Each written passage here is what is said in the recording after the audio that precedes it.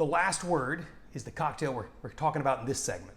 It is a classic pre-prohibition era cocktail with 4 equal part ingredients. Now, that kind of build really makes it rife for variation, for plugging and playing, for people messing with it, taking this out, taking this in. So it has spawned a million versions or a million variations and brand new cocktails, and some are also really famous in their own right. Now, the last word originally comes from the Detroit Athletic Club.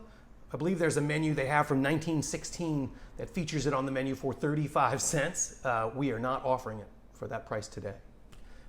At any rate, this is a great cocktail. It's got, like I said, 4 equal part ingredients, and it really showcases the idea of balance between the sweet ingredients and the drier ingredients and the crisper and acidic ingredients and more booze balancing out sweetness. And it's an interesting way it goes about doing that, and it's going to be fun to play with. Okay, so this drink, as I said earlier, equal parts, easy breezy. So we're going to start with the sweet ingredients. Now this is chartreuse. This is green chartreuse. I know that sounds redundant. We're going to go equal parts, so we're going to do 3/4 of an ounce of each part. Green chartreuse is interesting because it's a liqueur, so you think, oh, sweet. And you'd be right, it has got a good amount of sugar in it, but it's also 110 proof. So there's a drying element to that much booze. Then we have Luxardo here, which is a sour Marasca cherry liqueur, where they make maraschino cherries or maraschino cherries. Then we're going to put some fresh lime juice we squeezed.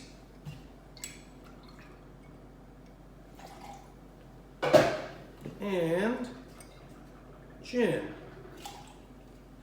I'm going to stop and taste this before I go ahead and shake it to make sure that it's where we want it.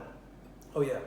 So sometimes you have to adjust if your lime juice is really tart or it's just not tart enough. You got to kind of tweak these ingredients that are less consistent. Now these bottles of booze are pretty consistent.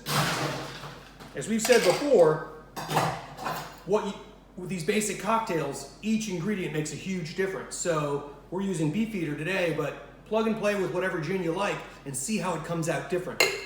You might also want to tweak the recipe accordingly. Give it a good shake.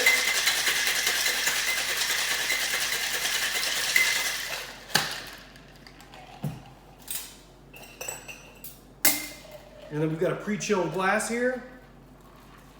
We're just going to do that.